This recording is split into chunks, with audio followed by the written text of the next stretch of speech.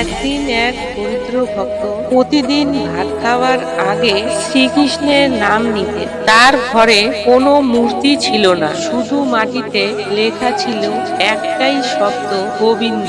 একদিন তিনি ভীষণ অসুস্থ হয়ে পড়লেন, শরীর কাঁপছে, জ্বর, পাশে কেউ নেই। তবুও তিনি চোখ বন্ধ করে বললেন, প্রভু, আজ আপনাকে ভোগ দিতে পারলাম না। ঠিক তখন দরজায় মৃদু শব্দ হলো।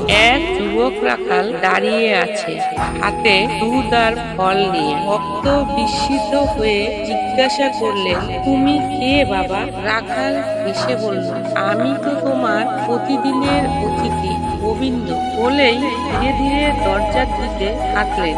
আর তার পদক্ষেপের সাথেই ভেসে উঠল বাঁশির সুর। ঘরে কেউ নেই, শুধু ছড়িয়ে আছে চন্দনের গন্ধ।